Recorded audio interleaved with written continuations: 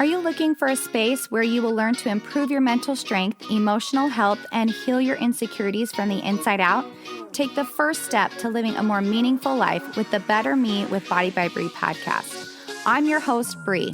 I'm a certified personal trainer, entrepreneur, and mother of 3. I've helped empower thousands of women to take action through fitness, nutrition, meditation, personal development, and aligning thoughts with action. This podcast is for those who are ready to feel inspired and motivated to live a more purposeful life. Let's grow together. Sean Donahue is a globally known family coach, founder of parentingmodernteens.com, and hosts the Sean Donahue Show podcast, one of the top 10 parenting podcasts in the world. A viral social media sensation with videos and teachings enjoyed by tens of millions, Sean has helped countless parents transform their parenting, build strong, healthy homes, and raise amazing adults. I can't wait for you to learn from him. If you're like me and you struggle with parenting an angry child, an anxious child, maybe you're just trying to find a stronger connection and relationship with your children, this podcast is for you.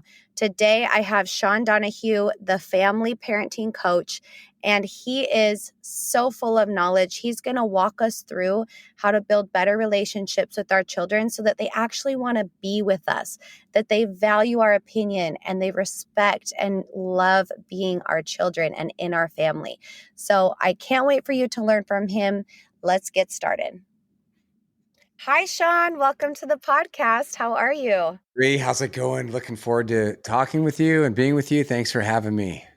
I'm excited. I'm kind of fangirling a little bit because I followed you for so long, and every single Instagram post that you do, I just send to my husband. I'm like, here we go. Thank you. That means we need help. Hey, shout out to your husband, Adam. Thank you for letting me be a positive voice in your life.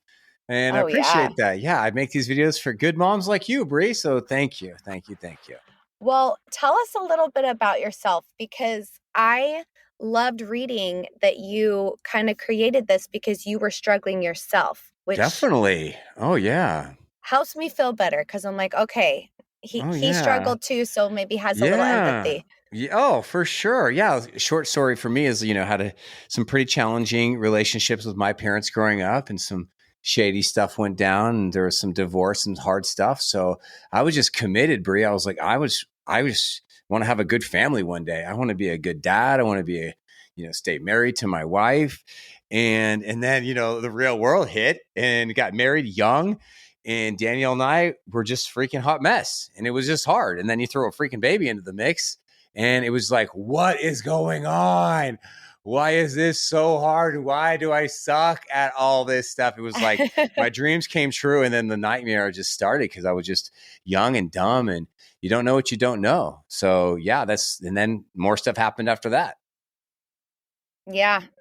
So it's comforting to know that you have been in the struggle. Yeah. It hasn't always been easy for you. So then what prompted you to kind of start this business, this family coaching? Yeah, a whole bunch of stuff. So my favorite elements of this story that happened was, did you ever go to any of those sleepaway camps when you were like a teenager or a kid, whether a sports camp or a church camp or a camp in the wilderness, East Coast camps? And they have these college kids who are these cool counselors. So that's kind of what I was doing. When I was 20, I was the cool college counselor and working with kids and teenagers. And so I've had a career working with, children and teenagers for a long time now. I'm 20, I started when I was 20 and I'm 45 now. So I was always learning the arts and crafts of working with children and child psychology. And then fast forward, now I'm a young dad, Bree, and part of my story is this TV show, The Super Nanny. I don't know. I don't know if you remember this. I know a lot of your listeners are young moms. So you remember that show by any chance? On ABC, it's a big hit. They have Nanny 9/11 now. Yeah. So mega show. So I was sitting there watching that just like any normal person would with, his wife and his little, toddler, and was like, wow, this is pretty interesting. I'm learning a lot from watching this show. And it just the light bulbs came on for me. I was already very motivated to growing as a parent, learning new parenting skills, reading books. But it was this is it was like this calling came over me, like I should do this one day. Like I turned to my wife and I said, Danielle, I think I need to do this. Like I'm going to become like a super nanny, like a dude super nanny, a man version. And and that's what my team and I still do. I mostly just stay in my home office, work with clients, but my team still goes into homes just like a super nanny does and help. And so a lot of other stuff had to happen. I turned to her. I had to grow up first. I got to learn. That was a long time ago. So I studied everything I could about child psychology, family dynamics, attachment styles, positive parenting. And one thing led to another. And now I'm on your fancy podcast. That's amazing. That's It's a so short cool. story. Yeah. Thanks for asking. And you have 3 children of your own, 3 girls, right? Yeah. 19, 14, and 7. So I know we're going to be talking about 7-year-olds today, I hear. Yeah. Yes. So I love that you have teenagers and you also can relate to us young moms that still have the younger kids as well. So we'll be talking about the spectrum. Because sometimes there's no difference between a 17-year-old and a 7-year-old, right? There's not much That's difference, true. right? That is true. Actually, one of the one of the Instagram posts that caught my attention first when I found you was why your kids don't like you. Ooh.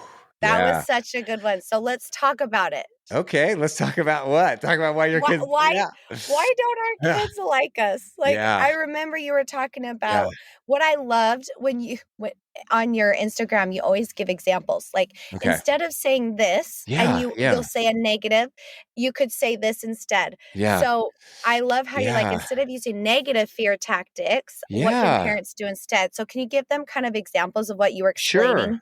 Yeah, I sure can. So here's a couple things. And I'm really honored that you want to talk about that, series of videos.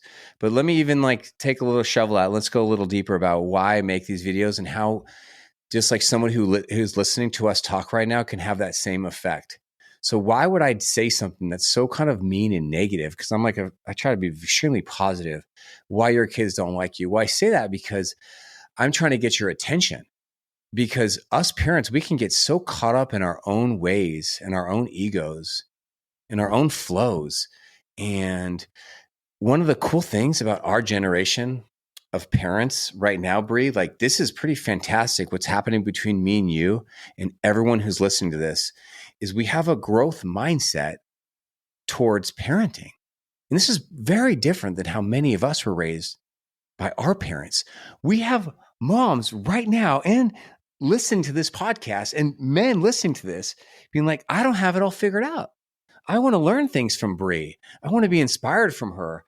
I want to, I don't want to be like my parents. Like I'm not sitting in this pride or this ego that says it has to be this one way.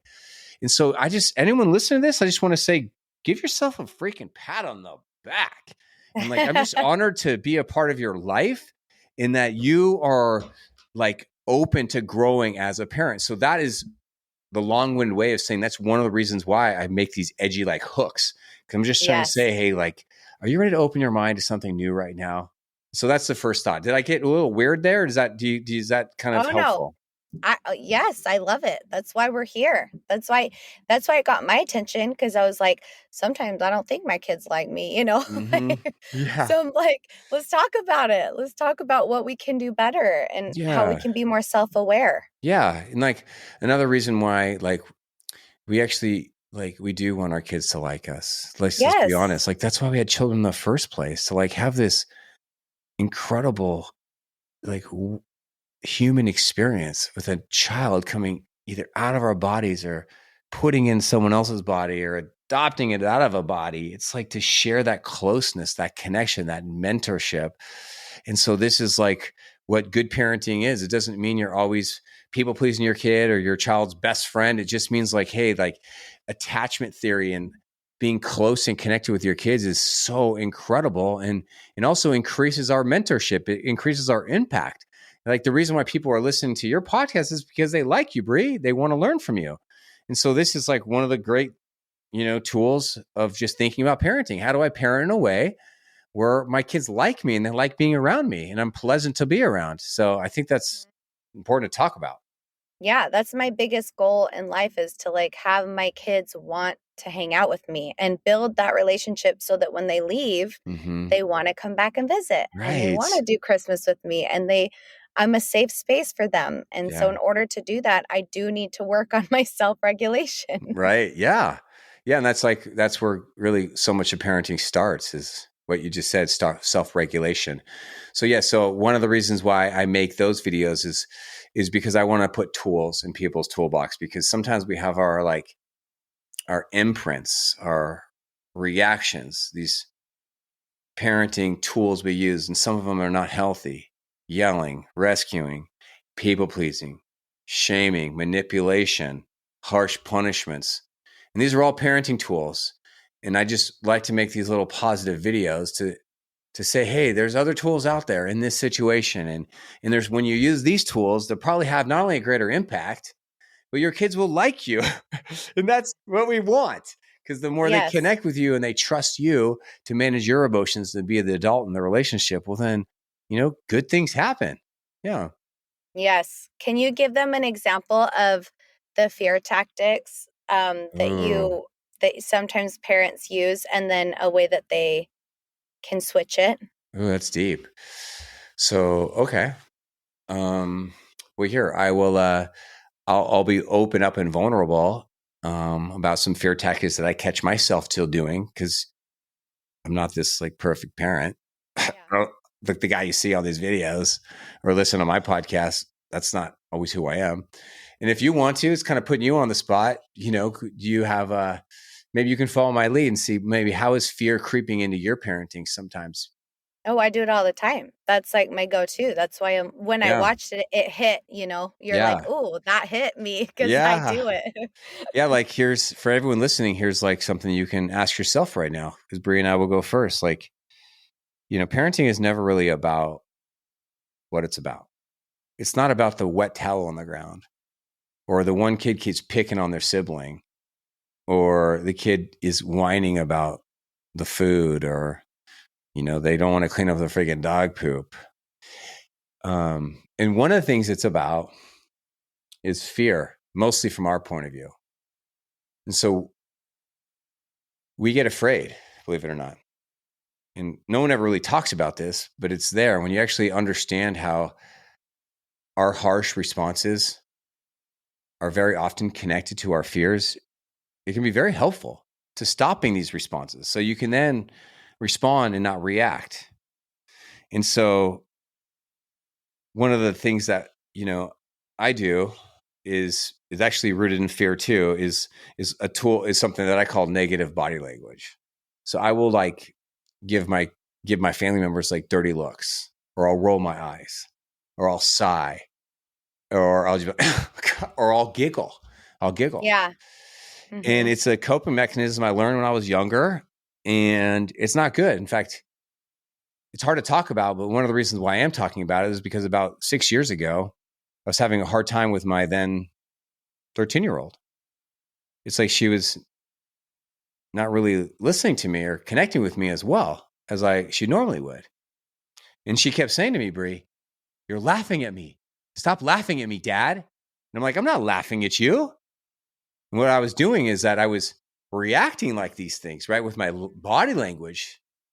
And so I'm like hurting a 13-year-old girl who doesn't want to be looked at like that by her dad. You know what I mean? That's not cool. Yes. Yes. And so then I had to ask myself, why am I doing this? Well, I'm doing this because I'm not coping with my emotions in the moment right there, whatever they are. But also, like, I'm afraid that if I don't, if I just speak well and if I speak loving, my kids are not going to listen. That's why people yell. We yell because we don't feel heard. So we yell. We're afraid that if we just ask them nicely one time, it's not going to work. And so we yell, or we avoid, or people please, or rescue, because we're afraid that stepping into that tension, with our challenging kid, is just going to be so freaking annoying and hard. It's just easier to rescue or people please. Yeah. And so, yeah, I can tell you a lot about reactions. I just picked one that, I do that I want to, that is. Well, the ones that I use a lot that I know that you have addressed before Okay. is like Why are you acting this way? You're ruining the whole day for everybody. What's wrong with you? Yeah. Yeah. Or Yeah. if you don't stop doing that, you're grounded from TV. I'm so sick of you doing that. Quit being Yeah. annoying. Like Yeah. all of the things that I feel, obviously you don't think you're going to be that kind of parent, but when push comes to shove and you're exhausted and you've been up with the Yeah. baby all night and they won't stop, Ah, right. you're just like, everything in you is just drained and you just kind of Drained. snap. Right. And I found myself, we just got back from Hawaii with my kids and we Ooh, took them very for nice. Christmas. It was Yes. so fun. But in Yes. those in between moments of being in the hotel or on our way to the Right. excursions and they won't stop fighting. Yeah. And I'm like, I'm never bringing you on a trip again. I wanted to have Yeah. fun. Yeah. All Yeah. you do is fight. You're Yeah. making this miserable for everyone. And I did the negative thing. And then I'm like, well, that doesn't make anybody want to change. Mm-hmm. Like Mm-hmm. nobody is going to want to change when Yeah. all you do is, like put them Yeah. down. Yeah. And Yeah. so another thing that I really love that you talk about are the 3 types of parenting. How Okay. you have like reactionary parenting, and I can't remember the other ones. Reactive, responsive, and unresponsive. Okay. Yeah, I did do a video on that recently. Sure. Yeah. Why do you I'm like like? Why do you? quizzing. Why do you I'm like that? quizzing you now. It's Okay, because, go for it. We talk about anything you want. Why do you like that? Or well, what does that bring up for you?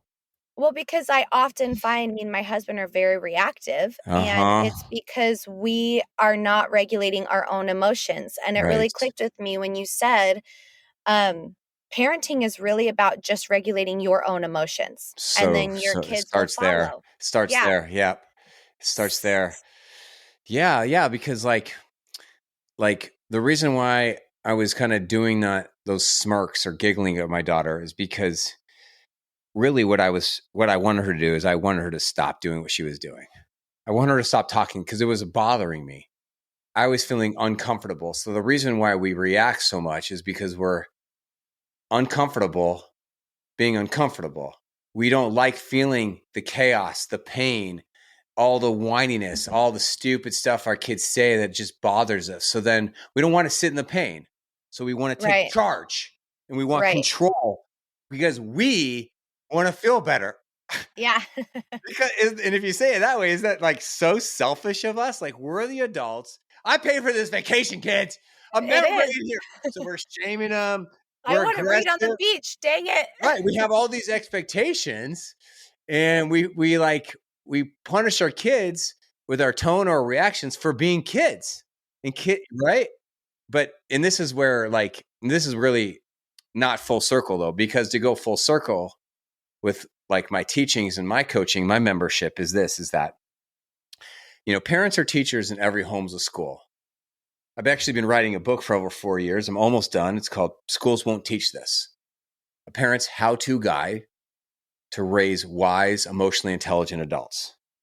So let's look at it from a kid's point of view.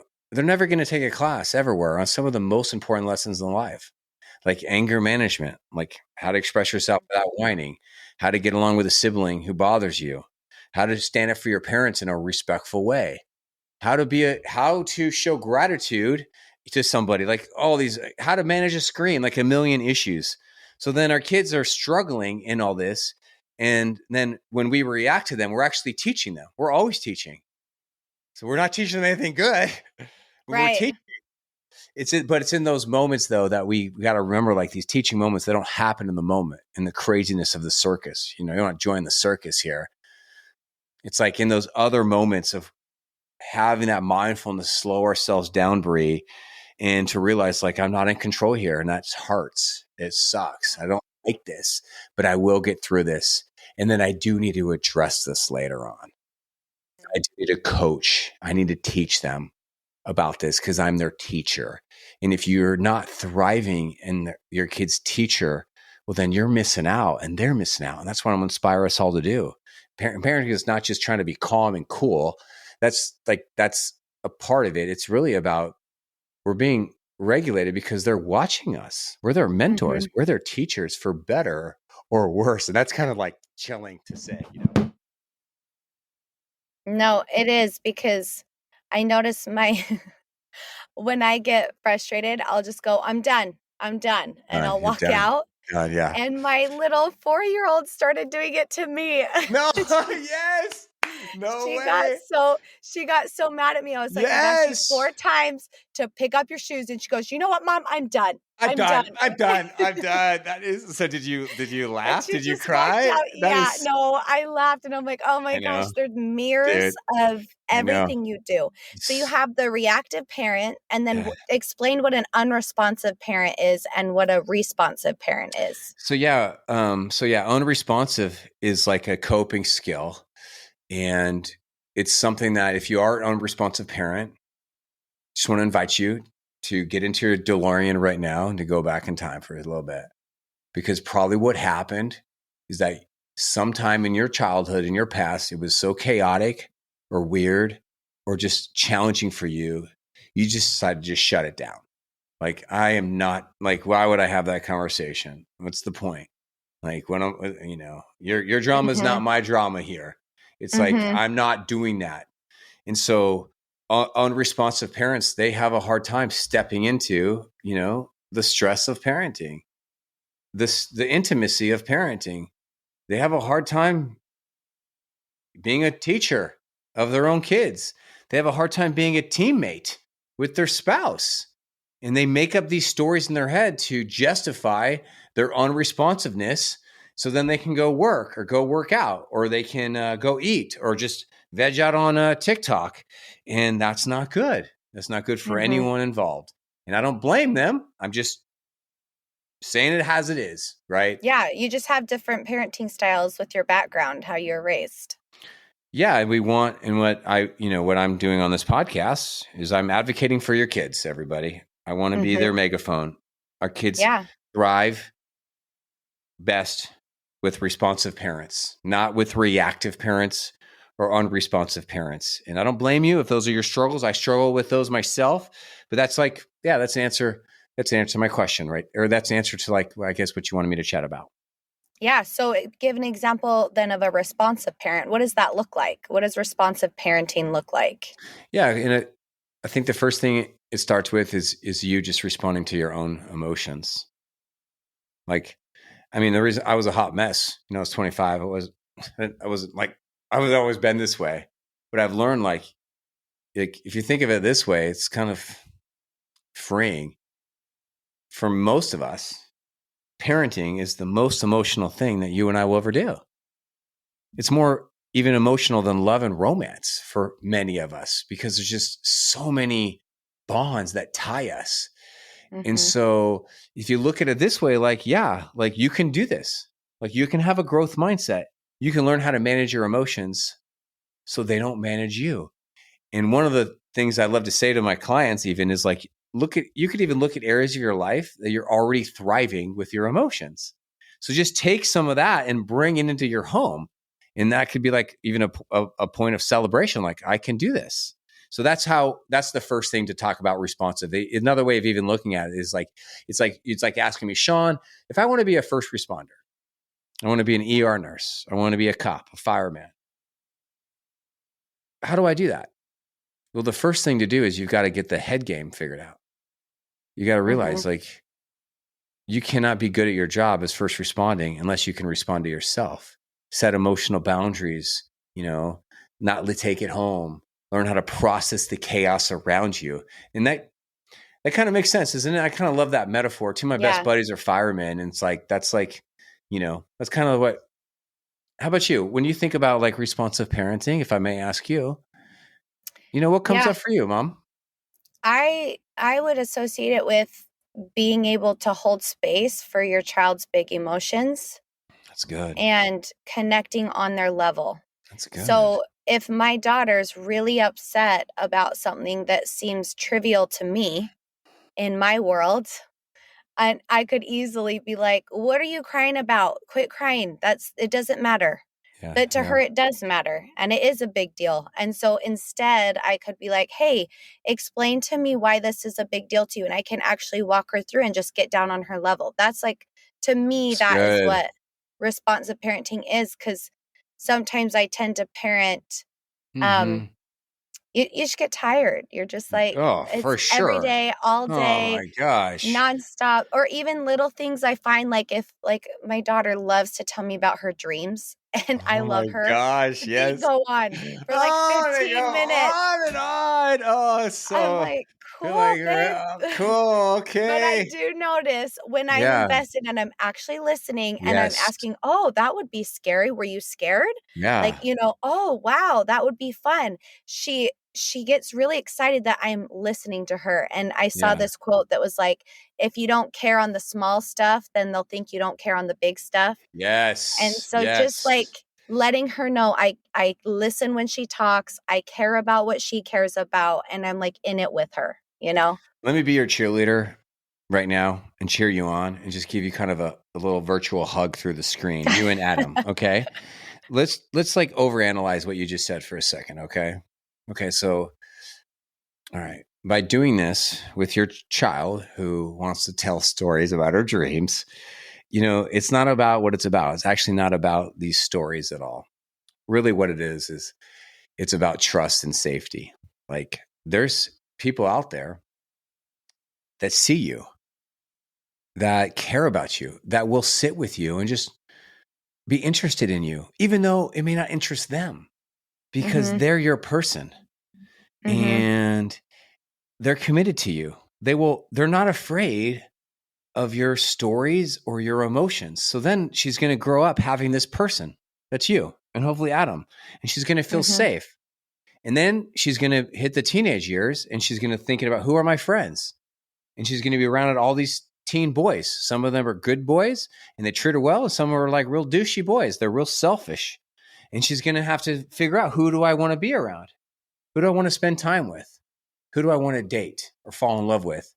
And maybe she meets a boy and the boy minimizes her feelings, doesn't listen, doesn't connect, doesn't treat her well. And she's like, you know what? I'm not attracted to that because I know what like true love is about and true Mhm. connection, and know what it means to really have a person. And that's just going to change her life, what you're doing, Yeah. listening to those stories. I hope that was just my attempt at trying to cheer you on there. Well, I do notice even the other day, I was like, "How was your day today?" And she's like, "It was fine. It was good, but it was chaotic. There was a lot of I have 4 kids, so, Yeah. the Yeah. house is crazy." And so she just says it was good. I'm all, "Just good? Like, did anything make you laugh today?" I'm trying to connect with her and she's just shut down. She's like, Mm-hmm. "I don't know, mom, it's a long day." Yeah. And but if I go in her room at night, I've been Yeah. really trying to go just tickle her back and just lay with her. Yeah. And all of a sudden she opens up and she'll Mm-hmm. tell me all of the struggles she's having with her friends, Yeah. what someone said to her that made her feel bad, her insecurities, and she just Yeah. because we're just That's good. alone one-on-one. Anyway, so my other son Jameson Okay. is a doozy sometimes. Doozy. It's a great word. A He can doozy. be a doozy. Yeah, that's He a just nice way of like talking about your kids, because you're not supposed to call your kids names or label them. So that's what we do now. It's a doozy, a real dooze. Tell me yeah. about the dooziness. What's going on? Well, he just struggle like he has ADHD and we did neurofeedback, which actually helped a ton. Okay. But he just has anger. Like he's an Hmm. angry kid at Okay. times Yeah, it's deep and feeler. He's also a deep feeler. a Feels very things deep very feeler, deepler. Yeah.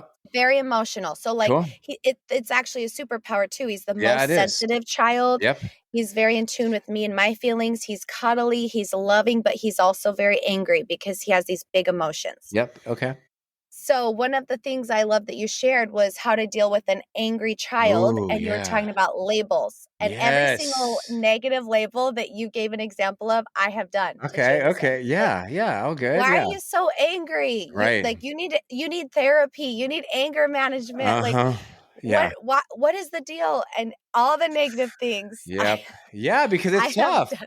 Yeah, it's hey, So yeah, because it's bringing out that emotion in you. It's like, and sometimes you don't handle it well. Yeah, thanks for being real with us. Yeah, you're not alone with that. Please continue.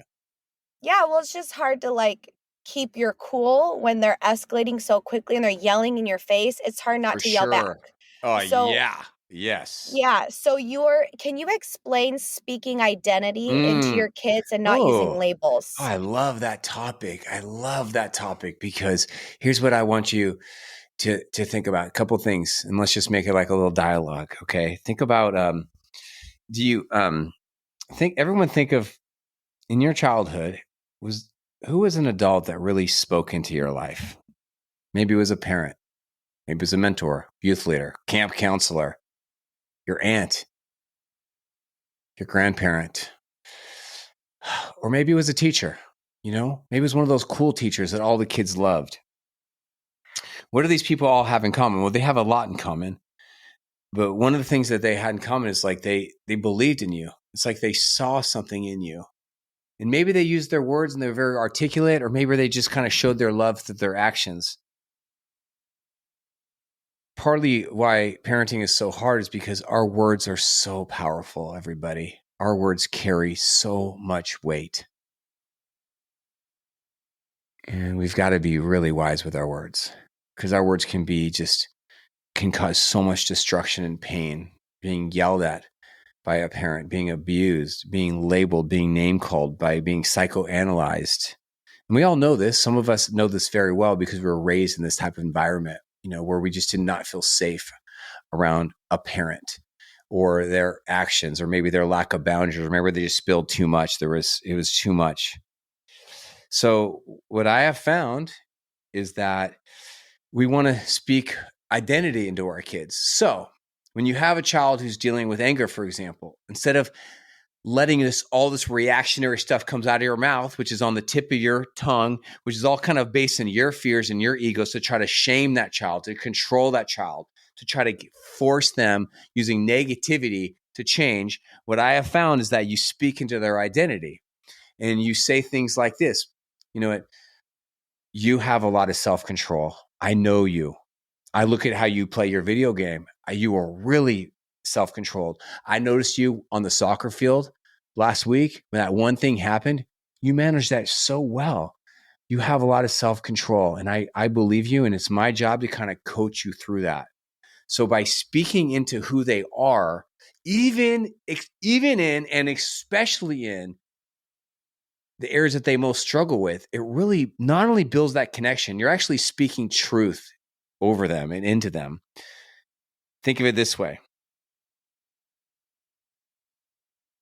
If you really believed that you were just a selfish, no good teenager, you were just a rat, teenage dude, you're 17, no one gives an F about you, your parents don't care about you, you're a loser, you got no future.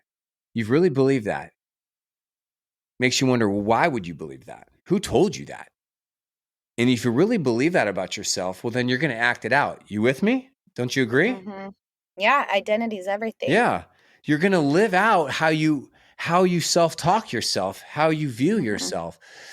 So it can be very negative to give our kids negative labels or even untruthful labels. But one of the ways I want to answer your question is, speak goodness and truth into our kids' lives and use your words very wisely and very powerfully. So even when you say to your kid, hey, I want you to know, like, I will always have your back. Even if issues come up with friends, teachers, I will always back you. Now, behind closed doors, I might challenge you or might disagree, but I want you to know you can trust me. Like, I'm your person. Mm-hmm. That is We're like a team. That's identity right there. Like, wow, I didn't know. I thought I was alone in this world. I'm not alone. I have someone with me. I didn't know that. Thanks you for telling me that, Mom. Right? So there's like so many different ways we can just use our words to help them see what's really going on.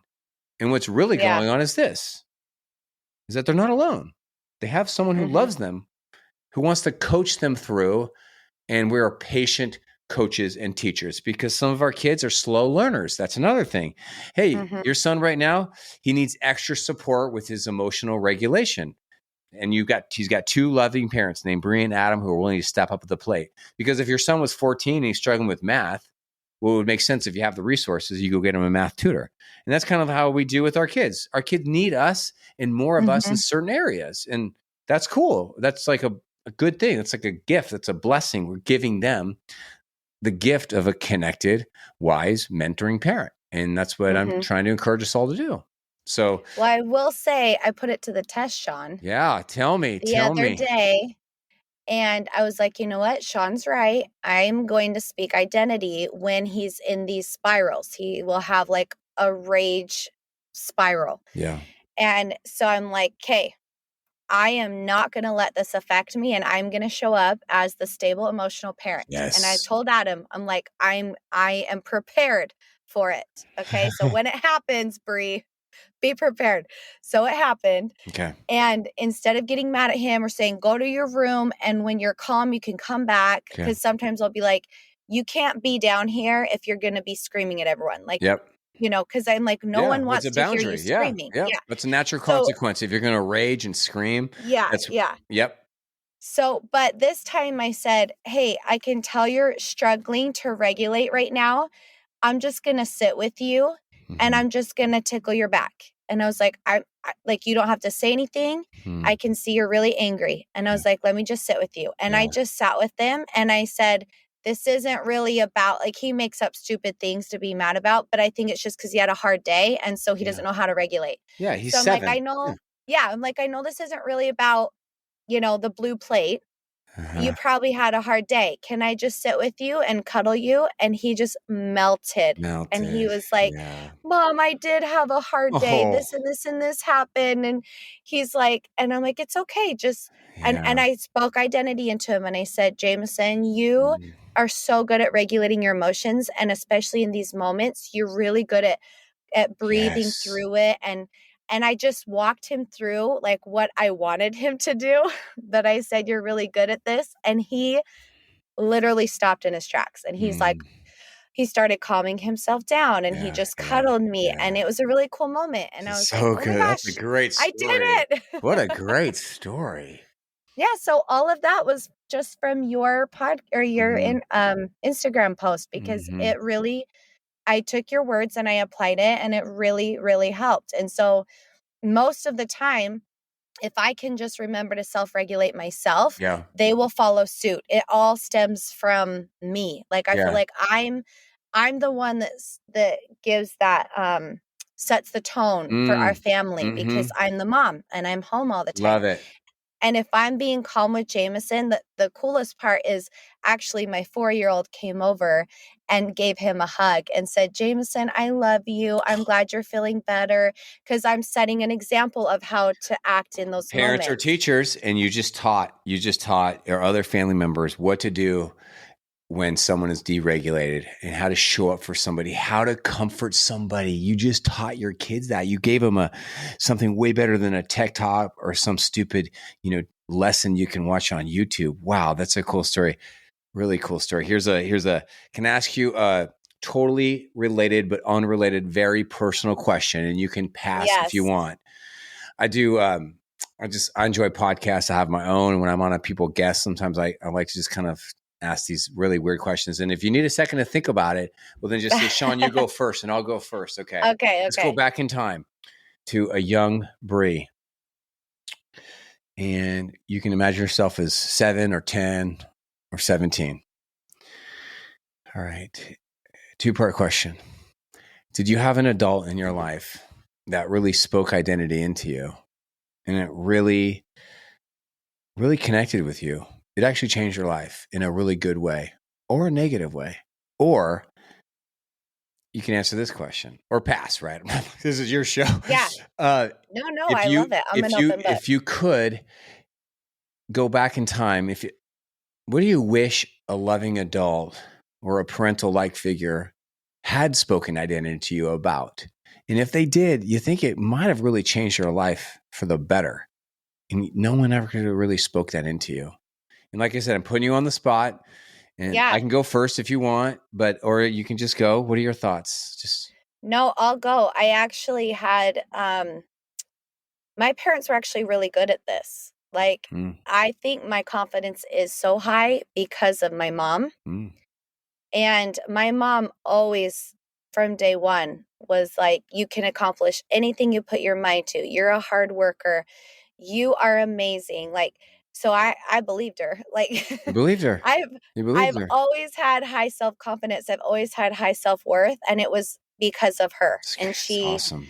She was very good at that. The one thing that I'm learning, because I'm exactly like her, is that she was a multitasker. And so sometimes I felt like she was too busy to listen because, I mean, she had 6 kids. Okay. So it was just always on the go and always multitasking. And that's what I'm doing because I work, I have 4 kids. I'm like trying to be efficient with my time. Yeah. And one thing that my dad was really good at that I'm trying to hone in on is he was never rushed. Like he would sit and tuck us in bed for 30 minutes. He was never in a hurry. And he was always like at night before bed, he'd sit and eat cereal and he'd chat with us. Presence. He was just present. Yeah, he was present. He was very present. He had this very calming energy. And so that's what I'm like trying to take on is that calming energy. But my mom was definitely the one that spoke identity and was like, you can do anything. So I was definitely lucky to have that growing up. That kind of really made me think about myself when you said that about your dad, because believe it or not, I'm not like a super talkative person. Like the person you see on like camera, like if you saw me at a party, like I'm probably just chilling with, a buddy or my wife. I'm not trying to be like the life of the party. And I don't like go around pep talking my kids, or speaking identity into every day. Like I'm some like leave it to Beaver dad. But really what I really focus on is that word. I just really hope my kids, when they get older, they say, you know what, my dad was just present. And if he wasn't perfect, but present. So I'm really glad you shared that because it kind of got me thinking about myself. And that was nice. Thank you for sharing that. Yeah. And sometimes when I'm tucking them in bed, I'll be in a hurry, but then I remember my dad and how I felt that he was never in a hurry. Yeah. And I remember that's the feeling from my childhood that I remember is that he was always present. And so I try really hard to like not hurry through those moments because they pick it up and they'll remember it. Yeah. So that's so nice. That's so nice. Yeah. Well, I am so grateful for you coming on this podcast. You are just have so many golden nuggets. You're such a great teacher. You're sharing so many wise things. Thank you. So how can how can my followers follow you or hire you and your team to help them? Tell my followers where they can find you and so your resources. You can find me on social media as the family coach or like, on Facebook, it's Parenting with Sean. So that's been a wonderful journey, just supporting and helping so many parents. I've got a podcast. It's called The Sean Donahue Show. It's normally in the top 10 in the world of all parenting podcasts. I think on the charts right now, we're at 11. And so that's just been a big part of my life, just exploring podcasting and storytelling and teaching and inspiring people through that. And then if you'd like to explore more free goodies and awesome stuff, you can check me out on my website, which is parentingmodernteens.com. And you can learn about what that's like working with me in either one-on-one basis or my membership, which just comes with a ton of FaceTime with me. And so Breathe, you just sound like a really great mom and a lovely woman. And you're just doing some great things for your coaching and your podcasts. And so thanks so much for having me here today. Of course. And your Instagram, did you say your Instagram? Or yeah, did you the just family coach. Facebook? Yeah, the family coach on TikTok, Instagram, all those other platforms. Yes. And you can see some of those videos that we chatted about. Yeah. And hopefully we'll have a little video of me and you. We can promote that through our pages to kind of share this podcast with everybody. So thanks for listening. Yeah, I would love that. Thank you so much for being on. I'll talk to you later, Sean. All right. Thanks, Bree. Thank you for joining us in today's episode. If you liked the content and want to hear more, remember to hit that subscribe button and write a review. As a small business owner, I appreciate it more than you know. If you are looking for a program to help with self-confidence, to lose weight, get in shape, and work on your mental, physical, and emotional health, check out my training programs on www.bodybybree.com. My team and I help to hold you accountable through the Body by Bree app, where you log in to see all your workouts, custom meal plan made specifically for you and your needs, and communication through the messenger. You are never alone when you're on the Body by Bree training program. Click the link in the show notes to get more information on how to transform your life from the inside out.